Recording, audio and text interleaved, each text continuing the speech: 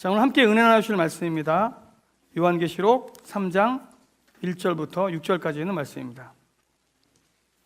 제가 성경책으로는 신학성경 402페이지에 있습니다. 요한계시록 3장 1절부터 6절입니다. 봉독해 드리도록 하겠습니다.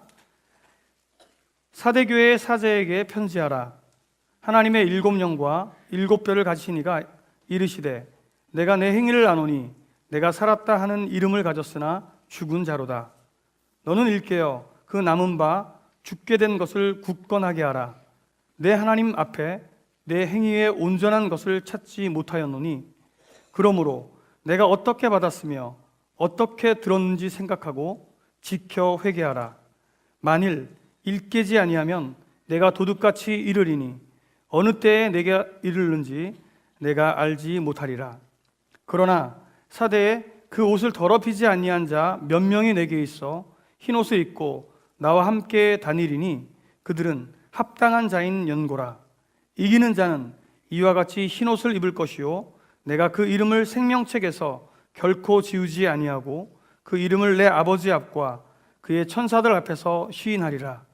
귀 있는 자는 성령이 교회들에게 하시는 말씀을 들을지어다. 아멘.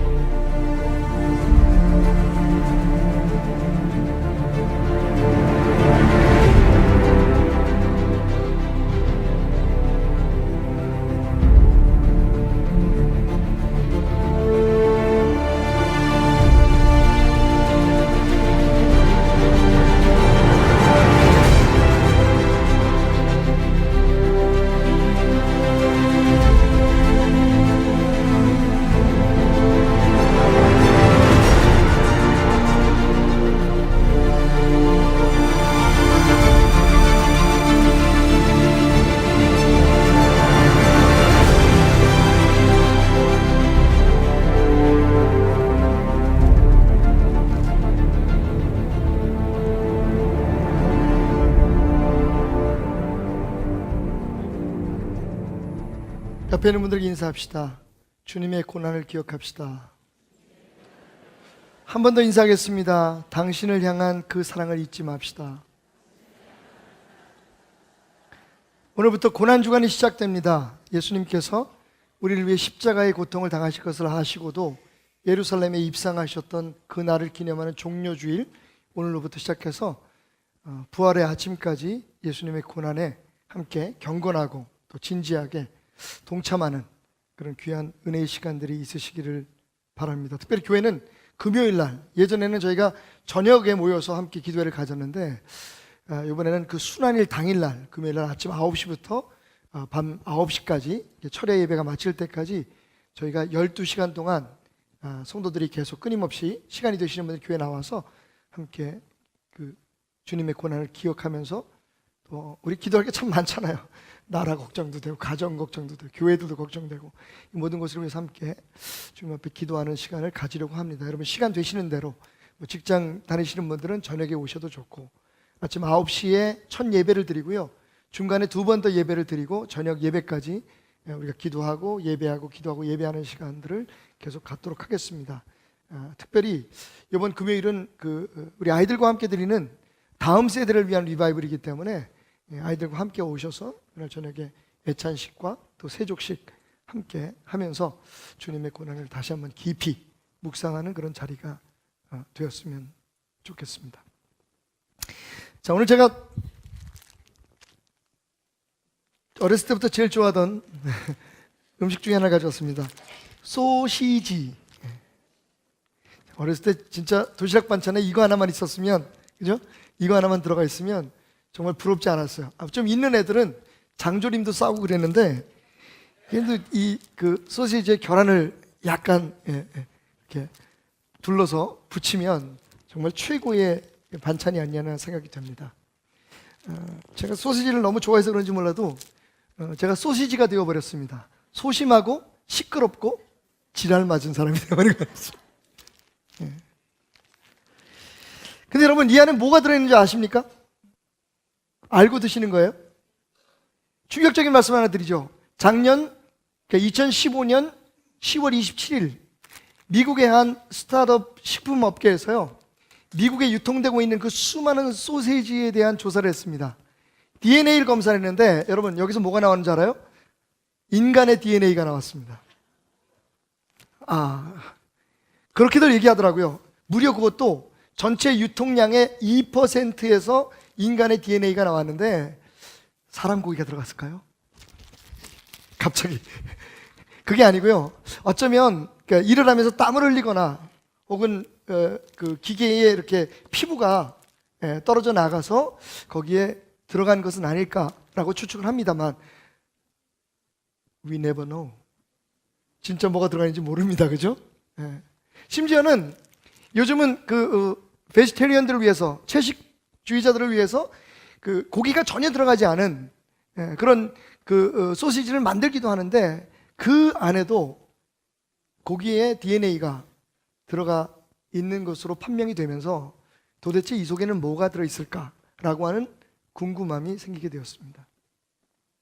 그래서 그런지 작년 10월부터 11월까지 약 2달에 걸쳐서 소시지의 소비량이 급격히 줄었습니다. 그런데 딱 2달입니다. 그 다음부터는 다시 회복이 되고 있습니다. 그리고 저도 여전히 이 소세지를 맛있게 먹고 있습니다. What the heck? 여기 뭐가 들어있으면 어때? 그냥 먹던 거니까, 그죠? 아마 우리 안에는 그런 게 있을 거예요. 내가 먹는 소세지는 괜찮을 거야. 이거 먹는다고 죽나 뭐? 사실이에요, 여러분. 이 안에 뭐가 들어있든지 우리가 당장 죽진 않지 않습니까? 그런데 한 가지 달라진 게 있어요. 그게 뭡니까? 이제는 소세지를 만약 제 손으로 산다면 저는 이 소세지 봉투에 있는 영양성분 혹은 원재료를 점검하게 되었다는 거죠. 제가 가지고 있는 이 소시지는 엘사에서 만든, 롯데라고 말씀 안 드렸습니다.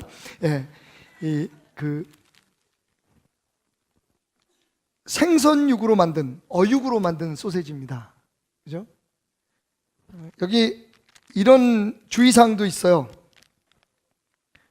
이 제품은 계란, 우유, 대두, 토마토를 사용한 제품과 동일한 제조 시설에서 생산하고 있습니다. 다시 말하면 이런 계란이나 우유, 유제품에 대한 알러지가 있거나 혹은 콩에 대한 알러지가 있는 분들은 가능하면 잡수지 말라는 얘기죠. 또 어떤 얘기가 있냐면 금속재로 봉합되어 있으니까 전자레인지에 조리하지 마십시오. 봉합 부위는 입으로 뜯지 마시고 사실 우리가 이게 잘 안 뜯어지니까 입으로 뜯어서 먹었던 기억이 나고요. 개봉 후 가급적 빨리 드시고, 제품 중에 간혹 검은 반점이 있을 수 있으나 그건 가공할 때 들어간 입으로 뜯지 말라 그랬으니까 제가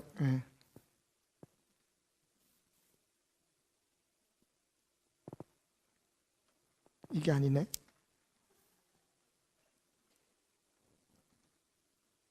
칼로 잠깐 뜯어서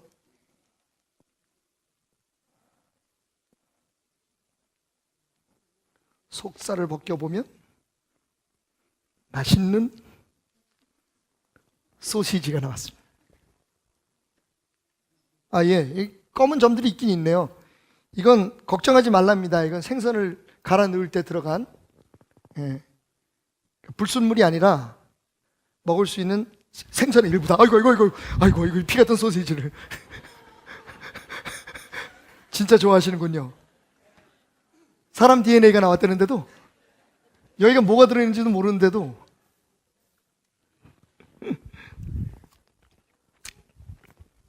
역시 맛있습니다. 여러분, 오늘 이 자리에 계신 모든 성도들과 직분자들 그리고 주의 종들에게 꼭 한 가지 묻고 싶은 게 있습니다.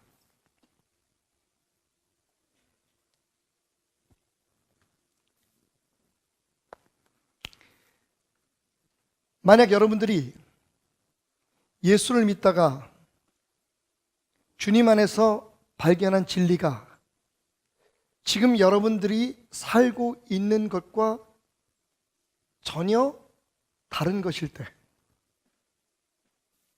예상치 못한 진리를 알게 되었을 때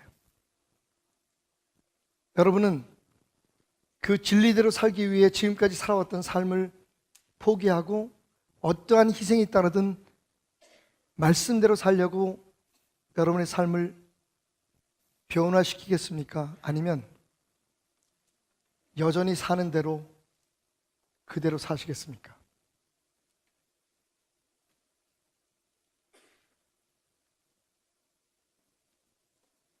여러분, 우리는 이 소시지에 무엇이 들어있는지 모릅니다.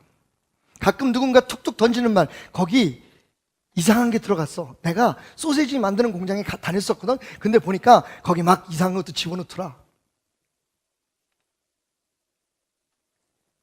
그래? 그럼 난 앞으로 소시지를 먹지 말아야지.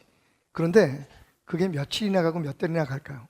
우리는 또 다시 편안한 대로 해왔던 대로 소시지를 먹고 그리고 그것을 우리 자녀들에게도 요리를 해서 줍니다. 그런데 솔직히 말해서 소시지에 뭐가 들어가느냐 하는 건 그렇게 크게 중요하지 않습니다. 어쨌든 먹을 수 있는 거니까요. 그리고 얼마나 먹어야, 저기 나쁜 게 들어가면 얼마나 먹어야 우리가 죽을 만큼 나쁜 것을 섭취할 수 있을까요? 그런데 여러분, 제가 말씀드린 진리는 다릅니다. 이건 정말 우리의 영혼의 생명과 관계된 것입니다. 그렇기 때문에 사실 우리는 우리의 삶에, 우리의 신앙에 어떤 문제가 있는지, 지금 우리가 제대로 믿고 있는 건지 수시로 점검해 볼 필요가 있습니다. 그리고 만약 하나님의 말씀을 통해서거나 혹은 우리 자신의 성찰을 통해서 우리의 신앙에 잘못된 부분이 있거나 우리의 신앙에 부족한 부분이 있다면 그것을 고치려고 노력해야 된다는 겁니다. 그냥 해왔던 거니까, 저 안에 무엇이 들어있든 나는 계속 소시지를 먹을 거야, 그냥 교회 다니는 거니까 이렇게 다닐 거야 라는 식으로 신앙을 가져서는 안 된다는 겁니다. 적어도 여러분, 적어도 그런 각오를 할 수 없다면 도대체 내 신앙이 어떤 건지는, 지금 내 신앙생활이 옳은 건지 바른 건지 잘못된 건지 비뚤어진 건지 그것을 확인하려고 하는 노력은 기울여야 된다는 겁니다. 여러분 왠지 아십니까? 오늘 우리가 함께 읽었던 말씀 가운데 예수님은 이렇게 엄중하게 말씀하고 계십니다. 내가 도둑같이 이르느니 어느 때에 내게 이를지 네가 알지 못한다. 아무 일 없는 것처럼, 그냥 믿어왔던 것처럼, 지난주일처럼 오늘도, 오늘처럼 다음 주일도 그냥 그렇게 우리의 신앙에 대해서 진지하게 도대체 내가 바르게 믿고 있는 건지, 내가 정말 옳게 믿고 있는 건지, 아니면 무엇이 잘못되는지, 내 삶에 고쳐야 될 것은 없는지, 정말 이게 예수를 믿는 건지, 예수가 내 안에 있는지 확인하지 않고 그냥 흘러가다가 어느 날 갑자기 예수님께서 오셔서 자, 이제 끝이다, 내가 너의 신앙을, 너의 지난날의 삶을 점검해 보리라 라고 심판하실 때에 우리는 어떤 모습으로 그분 앞에 설 것인가를 생각할 때가 되었다는 겁니다.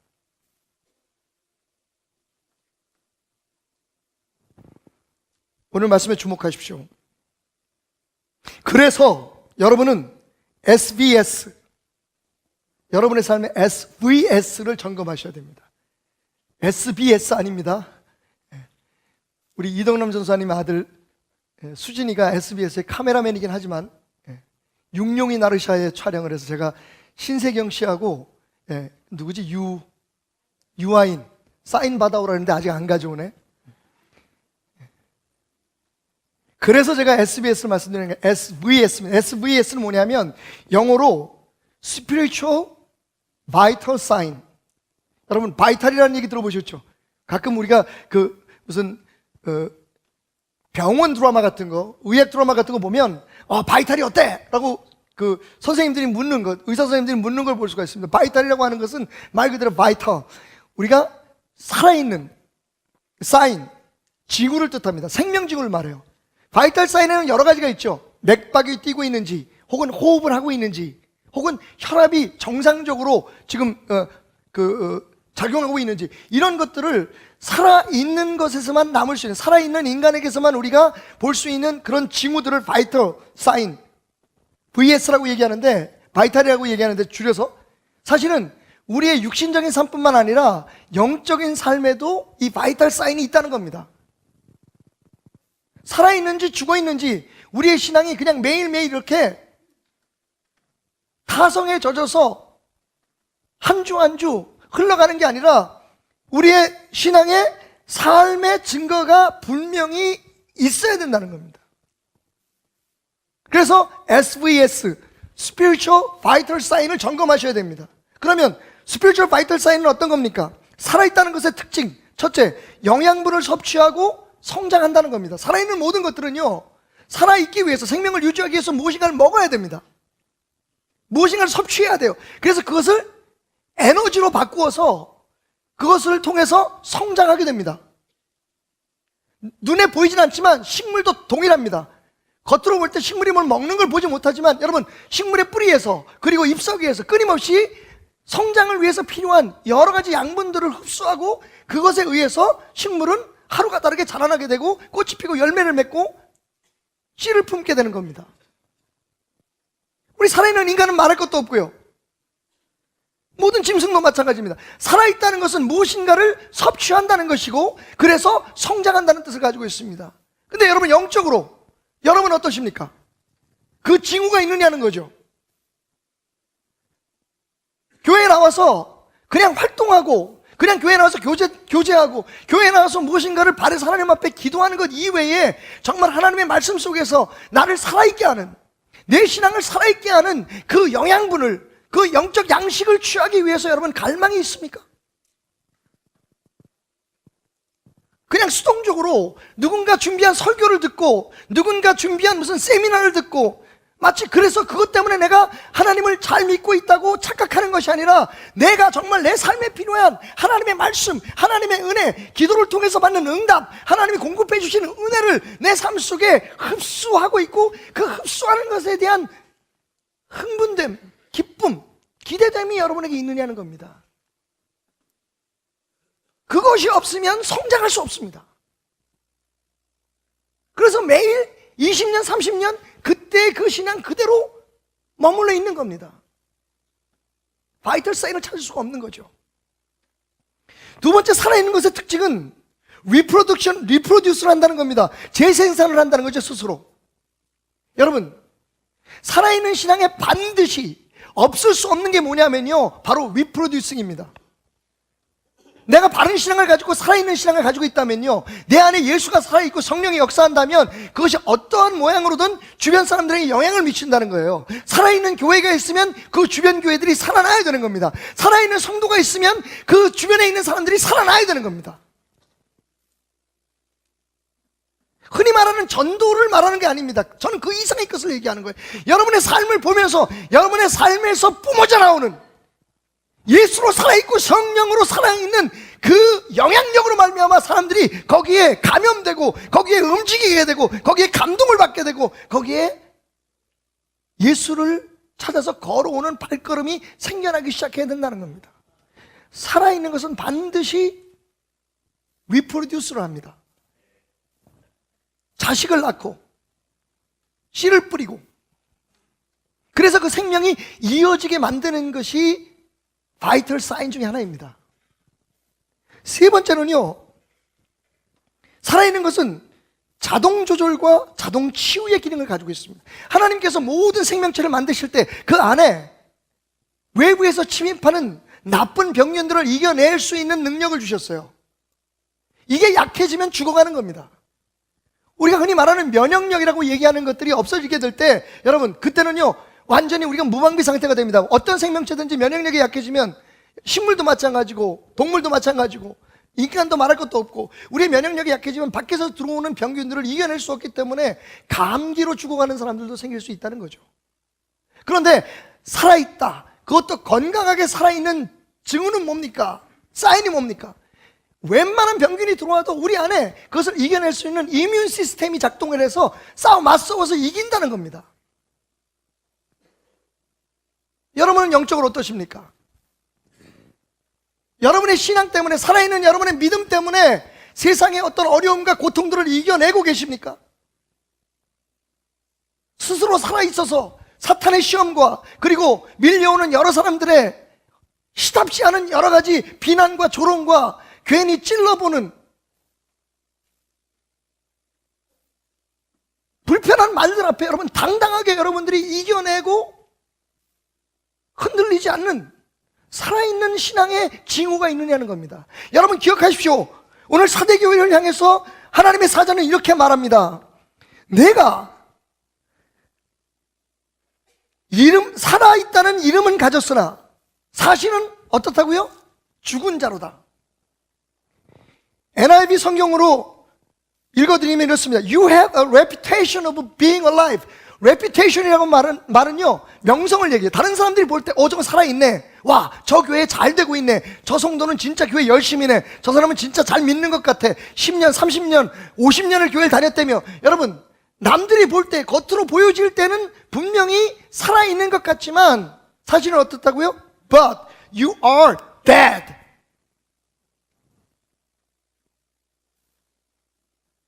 내 스스로가 살아있다고 생각하지만 사실은요, 하나님의 눈으로 볼 때는 죽어 있다는 겁니다. 생명의 징후가, 영적인, 신앙적 생명의 징후가 없는 거예요. 그냥 교회에 다니는 겁니다. 여러분, 언제부턴가 극장가에 가면 이 좀비 영화가 많습니다. 좀비. 얼마 전에는 또 이 좀비 바이러스라는 확인되지 않은 어떤 그런 흉흉한 소식들이 유포돼 가지고요. 좀비라는 게 뭡니까? 심장은 멈췄는데 사실은 생명이 없는데 살아서 움직이는 것 같은 존재입니다. 근데 이 좀비들이요, 그냥 살아서 움직이기만 하면 좋은데 얘네들이 또 영화에 보면 다른 사람들의 피를 빨아먹거나 살을 여러분 알고 계십니까? 좀비 신앙인이 있다는 거예요. 좀비 교회가 있다는 겁니다. 사대교회는 어떤 교회였습니까? 여러분, 그 당시에 가장 부흥하고 가장 부유했던 교회입니다. 사대라는 곳은요, 높은 천연 요새 가운데 있는 도시였어요. 외적 침입이 없었습니다. 침략을 받은 기록이 없어요. 나중에 화산이 폭발하고 지진이 일어나서 망하기 전까지 사대는요, 완벽하게 스스로 보호된 지역이었습니다. 게다가 사대에 있는 큰 강에서는요, 사금이 나왔어요. 그 당시에 가장 질이 좋은 금들이 사대에서 나왔단 말이에요. 교회가 엄청나게 화려했고 사람들이 많이 모여들었습니다. 그들은 그 생활에 익숙해져 갖고 서서히 매너리즘에 빠져가기 시작했습니다. 그리고 어느 날 예수님께서 그들의 침상맡에 오셔서 2016년 3월 20일 박태남 목사 영적으로 사망 선고를 하셨는데도 불구하고 스스로는 그것을 받아들이지 못하고 그냥 살아가는 대로, 믿었던 대로, 죽은 상태로 살았는 줄 알고 살아갔다는 겁니다.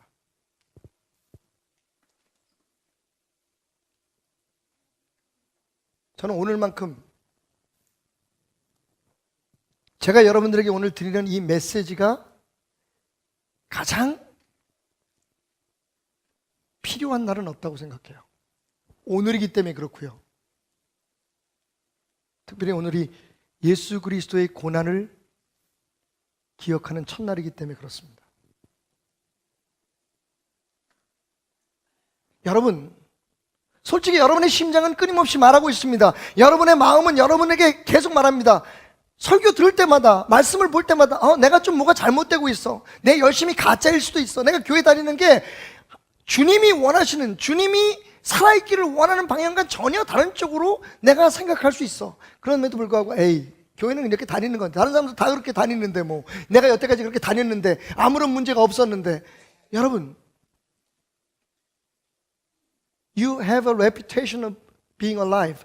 살아있다고 하는 이야기를 들었지만 보세요. 교회 목사잖아요. 전도사잖아요. 장로잖아요. 권사잖아요. 집사. 이거 아무나 하는 겁니까? 그 이름 자체로만 해도 나는 이미 충분한 믿음을 가진 사람처럼 보이지만 You are dead. 판단은 주님에게 있는 겁니다. 넌 죽었어. 사대교회야, 너는 죽었다. 사대교회 성도들아, 너는 없다.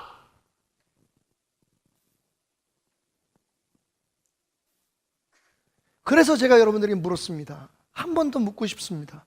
여러분, 만약 여러분들이 여러분의 실체를 알고 여러분의 신앙의 문제점을 발견하고 하나님의 진리를 대면했을 때 그것이 힘들고 어려워도 여러분 스스로를 그 진리에 맞춰서 변화시키려고 하는 노력을 하시겠습니까? 아니면 그냥 믿어왔는데 믿는 대로 그냥 믿을까요?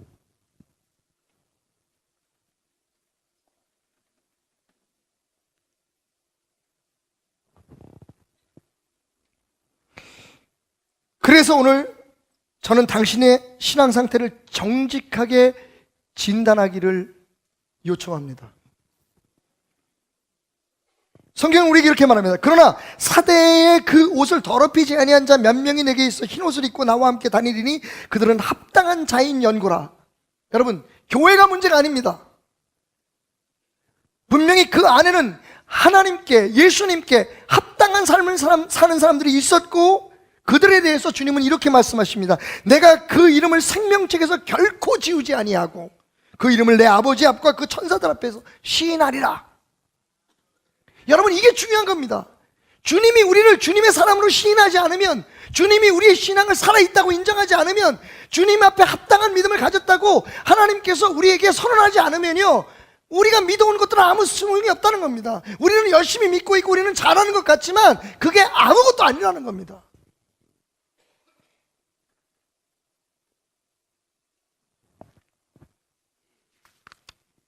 그래서 여러분, 우리가 피해야 할 흔한 착각들을 꼭 기억하십시오. 첫째, 교회를 다니는 것 자체가 예수를 믿는 것이라는 착각에서 벗어나십시오. 이게 우리를 가장 죽었으나 살아있는 것처럼 착각하게 만드는 큰 이유 중에 하나입니다. 교회 다니잖아요. 어쨌든 교회에 나왔잖아요. 그리고 여기서 살아있게 하는 건 목사의 책임이잖아요. 교회의 책임이잖아요. 교회가 이따위인데 내가 그냥 나와 있는 것만 해도 다행이지. 나는 예수님을 믿으니까, 하나님을 믿으니까 그래도 여기 나와 있어. 여러분, 착각하지 마십시오. 여러분들이 교회에 호의적이고 기독교 신앙에 대해서 우호적이라고 해서 여러분들이 예수님을 만난 것은 절대로 아닙니다. 교회를 다니고 있는데 아까 말씀드렸던 바이탈 사인이 없으면 당신은 죽은 거예요. 아니면 죽어가고 있든지. 자꾸 마음에서 불평이 생깁니다. 불만이 생깁니다. 나쁜 것만 보입니다. 나를 통해서 사람들이 은혜를 받는 게 아니라 오히려 상처를 받습니다. 리프로듀싱이 안 되는 거예요. 하나님의 말씀이 귀에 들어오지 않습니다. 내가 그냥 좋아하는 것만, 여태까지 내가 알고 있고 믿고 있던 대로만 해야지만 그게 아멘이라고 생각하는 것이 문제입니다. 진짜 필요한 영양분은 다 토해내고, 내가 그냥 듣기 좋고, 내가 그냥 먹기 좋고, 내가 마시기 좋은 것만 먹습니다. 우리가 우리 자녀들에게 제일 경고하는 것 중에 하나가 그거 아닙니까? 편식하지 마. 양약은 입에 쓰단다. 브로콜리도 먹어야 돼. 샐러리 먹어라. 입에는 그렇지만 이게 너한테 진짜 좋은 거야. 엄마, 나 콩 싫어. 콩 먹어야 돼. 여러분, 우리가 진짜 먹어야 하고, 우리가 진짜 들어야 하고, 우리가 진짜 받아야 하고, 그래서 우리의 삶이 성장하고 바뀌어야 되는 것에서는 부정하고, 내가 원하고 내가 바라는 것만 자꾸만 교회 안에서 찾고 있다면 당신은 죽은 겁니다. 살아있는 듯 죽은 겁니다. 그런데 그러고 다니면서 나는 구원받았다고 착각하는 거예요. 사실 두려운 건 오늘 예수님이 왜 이렇게 말씀하셨을까? 내 이름을 결단코 지우지 않겠다. 혹시 그 말 속에는 내 이름이 지워질 수도 있다는, 아니, 처음부터 생명책에 기록되지 않았을지도 모른다고 하는 불안한 생각이 포함되어 있는 건 아닐까?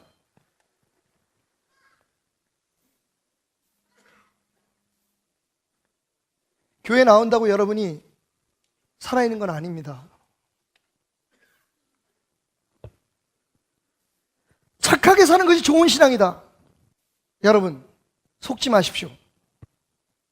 기독교는 분명히 착한 사람들의 종교가 맞습니다. 하지만 착해서 기독교인이 된 것이 아니라 기독교인이 되었기 때문에 착해지게 되는 겁니다. 기독교는 윤리 도덕 시스템이 아닙니다. 우리가 가지고 있던 유교적인 사상이나 도덕적인 사상으로 내가 착하게 사니까 나는 구원을 받았을 거라고 생각하지 마십시오. 세상 밖에는요, 우리만큼 착하게 사는 사람은 수두룩합니다. 그런데 그들에게 구원은 없습니다. 왜? 여러분, 진짜 생명은 예수에게 있기 때문입니다.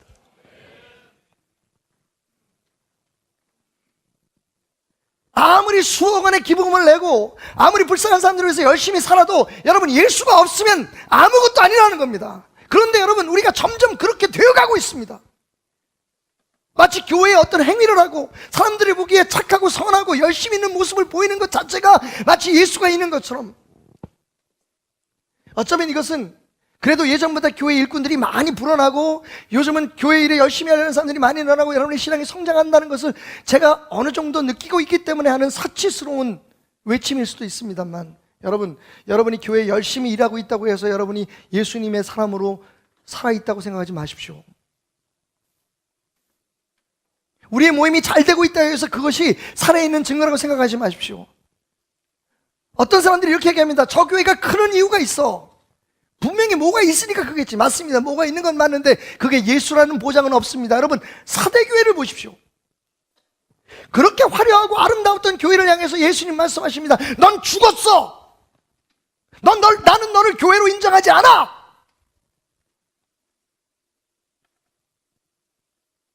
제가 언젠가 그런 말씀 드렸죠. 내가 그 교회에 나가는 이유는 그 목사님의 설교가 좋아서야. 그렇게 말하지 말라고요. 설교는 얼마든지 잘할 수 있습니다. 다 저처럼 못하진 않습니다. 그런데 문제는 그 설교가 나를 살리는 설교냐 죽이는 설교. 사실은요, 듣기 싫은 설교가 어떨 땐 꼭 내가 들어야 될 설교일 때가 있습니다. 도대체 우리의 기준이 뭘까요? 그 목사님의 설교가 좋다는 게 축복 많이 하면 좋은 거죠. 그죠? 듣기 좋은 소리만 하면 좋은 거죠. 괜찮아. 지난주처럼 여러분 즐기십시오라고 하면 좋죠. 그런데 오늘 갑자기 왜 저 양반이 달라졌을까? 제가 22년 목회하다 보니까 베들교회에서 밀당의 고수가 돼버렸어. 지난주 설교라고 나니까 이 사람들이 자기 마음대로 아무데로나 갈 것 같아 막. 그래서 오늘은 좀 쥐어 짜려고요. 다음 주에는 또 어떻게 해야 될지 모르겠어. 반응 보고. 교회가 크다고 그 교회가 좋은 교회고 그 교회 목사가 능력 있다고 생각하지 마시고, 능력은 있겠죠. 그런데 중요한 건 무슨 능력으로 그 교회가 크고 있느냐를 보셔야 합니다.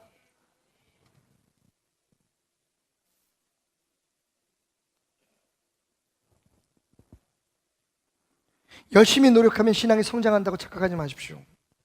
여러분, 아무리 계란이라고 품는다고 다 병아리가 깨어나는 거 아닙니다. 그 안에 생명이 없으면요, 무정란이면 병아리는 절대로 깨어나지 않습니다. 예수가 없는 열심, 예수가 없는 헌신은 의미가 없다는 것을 말씀드리는 겁니다. 적어도 하나님 나라에서는요. 우리가 이런 착각에 빠져 있습니다. 난 교회 열심히 나가고 있어. 난 주일날 빠지지 않고 있어. 여러분, 저는 묻고 싶어요. 여러분 안에 예수가 있느냐는 겁니다. 예수가 있으면 그 예수가 있다는 증거가 여러분의 삶을 통해서 나타나는 겁니다. 우리의 연약함을 짓누르고 우리의 부족함을 깨부수고 우리 안에서 역사하시는 성령의 도우심으로 여러분의 삶이 변해가고 있느냐는 겁니다. 하나님의 나라의 것으로 바뀌어가고 있는 겁니다. 아니면 그대로 내가 바라고 내가 원하고 내가 생각했던 대로 그냥 그렇게 매일매일 매주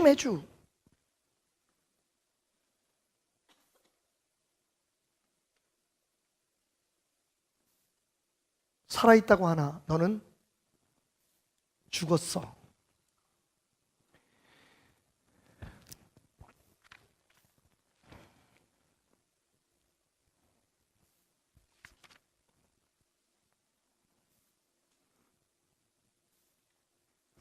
와우CCM 사이트에 올라온 한 글을 소개합니다. 저는 프랑스에서 건축을 공부하고 있는 학생입니다. 감리교 시골 목사의 아들로 태어나서 교회를 다녔지만 교회는 참 한심한 곳이라고 생각했습니다. 바리새인 같은 위선적인 장로들과 직분자들, 어찌하든 그들을 교회에 머물게 하기 위해서 타협하는 비겁한 아버지, 저는 교회가 혐오스러웠습니다. 그럼에도 불구하고 목사가 되어버린 형님, 신학대학에 다니고 있는 누나, 그들이 참 바보 같았습니다. 그런 저를 예수님이 만나주셨습니다. 죽어도 예수는 싫다고 교회를 증오한다고 말했던 저를 주님은 프랑스에서 만나주셨습니다. 그날도 저는 점심시간에 외국인 친구들과 335 모여서 식사를 하고 대마초를 피고 술을 먹고 웃고 떠들다가 다가올 시험을 준비하기 위해 도서관으로 발걸음을 옮겼습니다. 정신이 몽롱한 가운데 한참 공부를 하다가 도서관의 작은 창을 통해 들어오는 오후 햇살이 따사로워 나도 모르게 눈을 돌려 창밖을 보게 되었습니다. 거기에는 얼마 전까지만 해도 친구들과 함께 식사를 하던 텅 빈 식당이 있었습니다. 아무도 없는 그곳에 누군가가 서 있는 것이 보이는 듯 했습니다. 멀리 있었지만 점점 그 형상은 분명해졌습니다. 훗날 사람들에게 물으니 그것이 환상이라고 하더군요. 침으로 범벅이 된 얼굴, 찌든 핏자국에 절여져 있는 몸, 두 뺨에 흘러내리는 눈물. 그 사람은 두 팔을 벌리고 아무 관심 없이 그 앞을 지나가는 사람들을 향해서 이렇게 말하고 있었습니다. 저들을 탓하지 마십시오.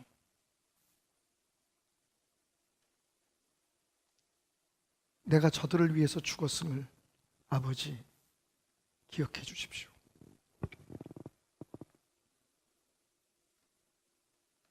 그리고 그분은 나를 바라보셨습니다. 멀리서도 가슴으로 똑똑히 들리는 그 소리. 사랑한다. 사랑합니다. 내가 너를 사랑한다. 그 순간 저는 책을 내려놓고 한없이 울었습니다. 그리고 저는 교회 때문에 혹은 목사인 아버지 때문에 내 환경 때문에 예수를 부인했던, 핑계대며 예수를 업신여겼던 저의 모습이 부끄러웠습니다. 그날 예수님은 저를 만나 주셨습니다.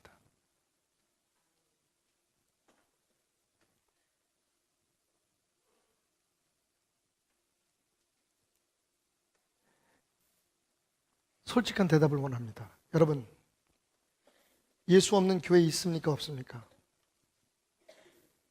예수를 만나지 않은 신앙인 있습니까? 없습니까?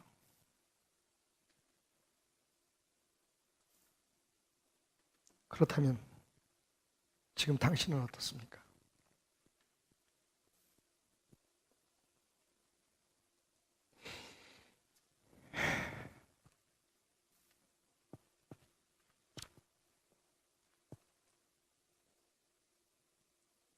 맞습니다, 여러분. 목사들의 죄입니다.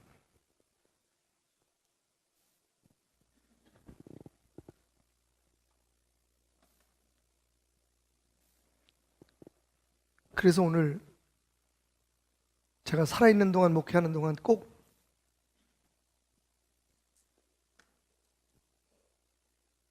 바로 잡고 싶습니다.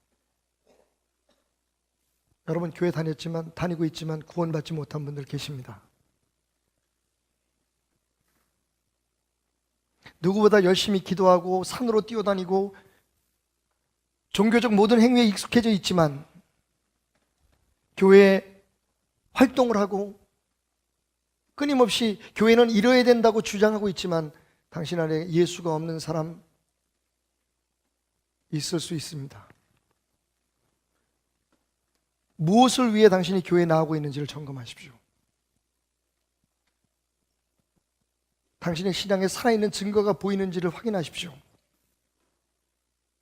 그냥 그렇게 믿다가 어차피 세상에 종교는 하나쯤 가져야 하니까, 그것도 제일 서구적이고 멋지고 폼나는 종교를 갖는 게 좋으니까 나는 교회 다녀, 천국, 지옥, 나 그런 거 믿지 않아 라고 믿으신다면 그냥 그렇게 믿으십시오. 하지만 정말 이 세상이 전부가 아니고 이후에 영원한 삶이 있을 것이라는 것을 조금이라도 생각하신다면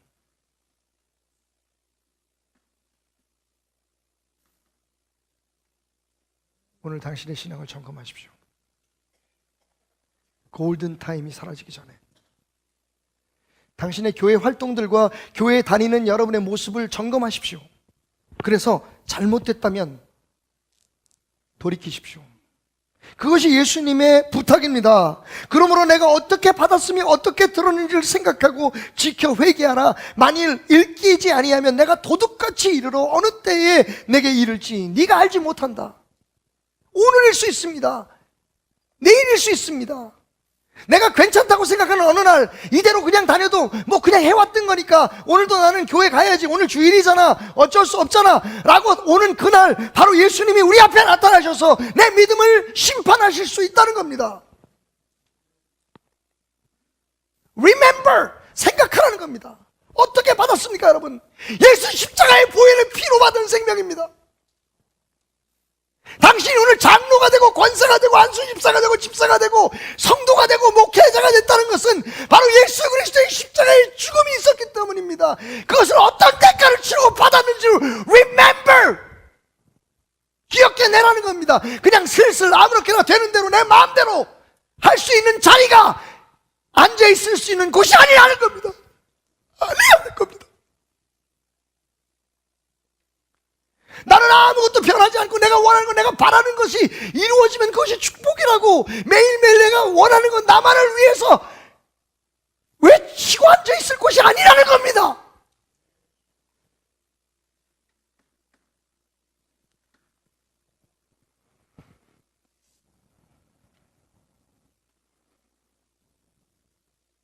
지키십시오.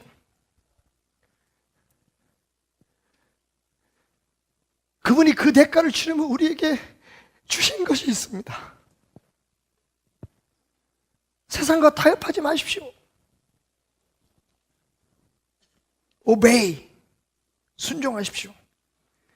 그리고 말씀하십니다. Repent, 회개하라. 문제는 여러분, 그게 큰 잘못이 없다고 생각하는 겁니다. 예수에 대해서 깊이 생각하지 않고 내가 죽고 내 안에 예수가 살아나는 것이 진짜 믿음이라는 것을 내가 진짜 삶 속에서 실천하지 않고 교회에 그냥 다녀도 그게 별 문제가 없다고 끊임없이 생각하는 것이 문제입니다. 그것을 뒤집어 엎어야 됩니다. 여전히 예수를 믿으면서도 하고 싶은 말 다 하고 내 생각이 가장 옳다고 생각하고 진리에 대한 대면이 아니라 내가 세상에서 가장 똑똑한 사람이라고 생각하고 내가 생각하는 것이 진리라고 하나님의 말씀 안에서 그것을 확인하려고 다니는 교회는 여러분 위태롭습니다.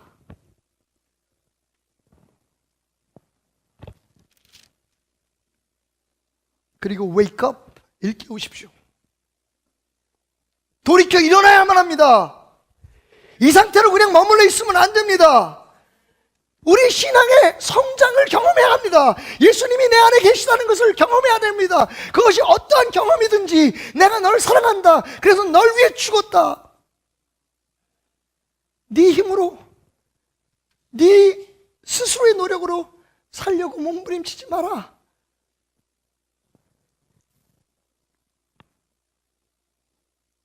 말씀은 듣고 깨어나야만 합니다.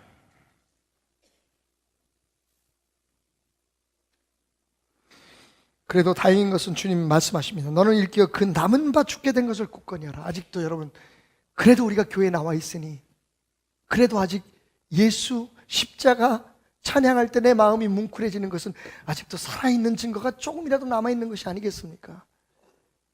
그것마저 죽어버리면 그때는 기독교가 아니라 박태남의 교가 되고 김정혜의 교가 되고 김일겸의 교가 되는 겁니다. 내가 하나님이고 내 생각이 진리고 내 가르침이 성경이 되는 거죠. 예수님 무슨 상관이 있습니까? 좀비가 되는 거죠.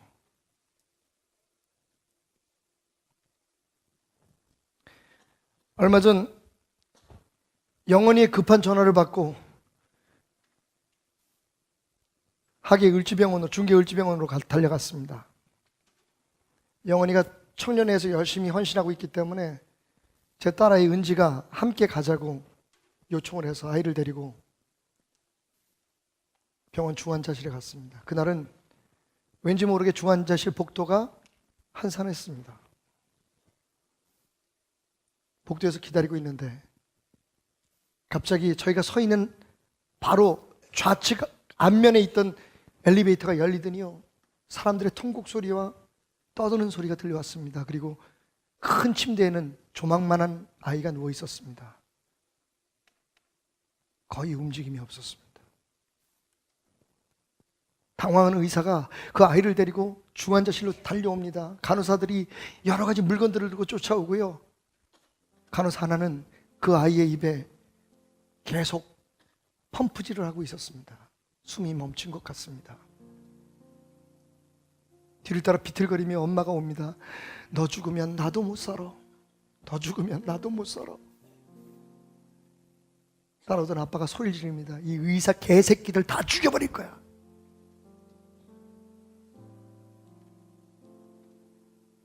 아이가 중환자실로 들어가고 따라 들어가려고 하는 부모들을 막습니다. 여기까지입니다. 우리에게 맡겨주십시오.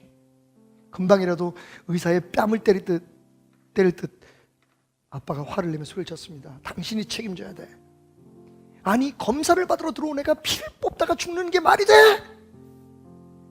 그 순간 우리는 모든 상황을 이해할 수 있었습니다. 아이가 정기검진을 받기 위해서, 갓 태어난 아이가 정기검진을 받기 위해서 왔는데 혈액 채취를 하다가 검사를 위해서 피를 뽑는데 애가 그냥 죽어버린 거예요. 심장이 멈춰버린 겁니다. 그럴 수 있겠죠. 근데 여러분, 이게 내 새끼라면 그럴 수 있겠죠라는 말이 나올 수 있을까? 그 험난했던 상황이 이해가 갔습니다. 땅바닥에 주저앉아서 여기까지입니다 라고 등을 돌리고 돌아가는 의사를 바라보면서 엄마는 통곡을 합니다. 네가 왜 죽어? 네가 죽으면 나도 죽어. 아빠가 소리 지릅니다. 살려내란 말이야. 안 살려내면 내가 이 병원 다 불사질러 버릴 거야. 얼떨결에 저도 제 아이도 같이 울었습니다. 이제 결혼 얼마 남겨두지 않은 아이는 그것이 진짜 충격으로 다가왔나 봐요. 이게 언젠가 내게도 찾아올 수 있는 일이라는 것을 알았는지 아이가 파랗게 질려갔습니다. 그리고 얼마 있지 않아서 초췌한 모습의 의사 선생님이 나옵니다. 아기가 숨을 쉽니다. 아기가 살아났습니다.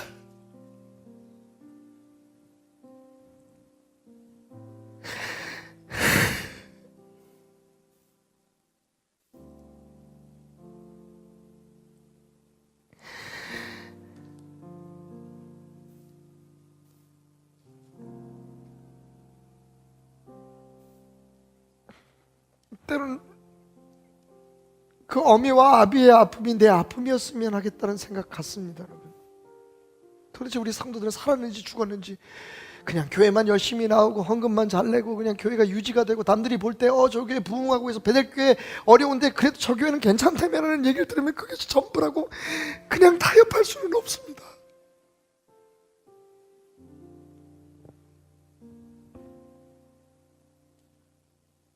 난 여러분이 죽었다고 말하고 싶습니다. 죽어가고 있다고 말하고 싶습니다. 그냥 그렇게 교회만 다니면 그렇게 불평하고 투정하면서 어쩔 수 없이 다니는 교회라면 난 당신이 You are dead! You are dying! 지금 죽어가고 있다고 말하고 싶습니다. 왜?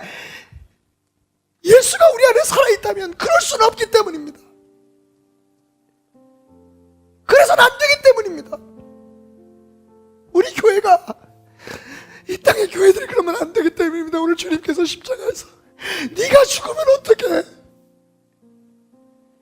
십자가에 내 피 닿을 수 없게 하고 네가 죽어 있으면 어떡해? 그런데 죽어가는지도 모르고 있으면 어떡하란 말이냐? 중환자실 앞에서 외치는 예수님의 음성이 오늘 우리 베델교회에 울려 퍼졌으면 좋겠습니다. 적어도 오늘은 말이죠. 여러분 진리 앞에 어떻게 반응하고 있습니까? 여러분 도대체 여기 무엇을 들으러 오셨습니까? 무엇을 확인하려고요? 나는 괜찮은 인간이야. 나는 이 정도로 살면 됐어. 나만한 신앙 있는 사람이 있으면 나와보라 그래. 내가 하는 대로 하자면 된다니까 라는 것을 증명하기 위해서 오셨습니까? 아니면 정말 한마디라도 주님의 말씀 앞에 나의 연약함을, 나의 부족함을, 나의 죽어감을 치유하기 위해서 오셨습니까? 언제까지 듣기서 온 소리만 알아주고 칭찬하는 것만 받아들이고 정말 나를 위해서 주님이 이 부족하고 연약한 소심하고 시끄럽기만 하고 지랄 맞은 목사의 입을 통해서 하시는 그 말씀을 여러분 나를 위한 말씀이라고 한 번쯤 받아들이고 노력하려고 생각하시겠습니까?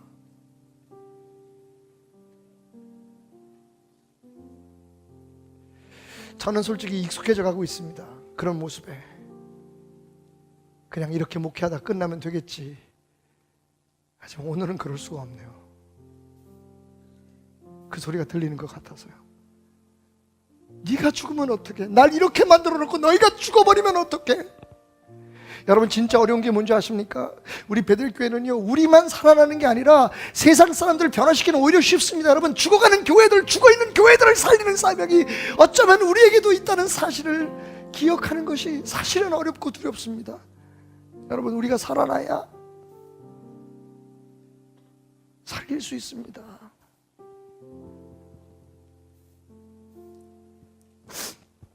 오늘 저는 이런 꿈을 꿉니다. 이런 상상을 해봅니다.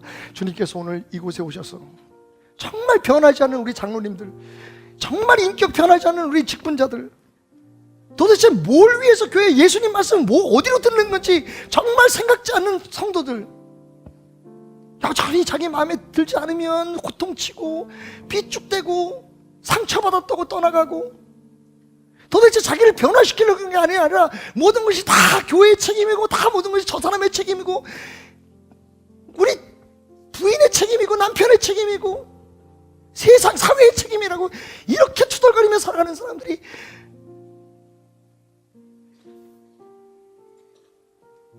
아직도 자기 자신의 믿음이 최고인 줄 알고 이렇게 열심히 하기만 하면 되는 건 줄 알고 살아가는 이 교회에 찾아오셔서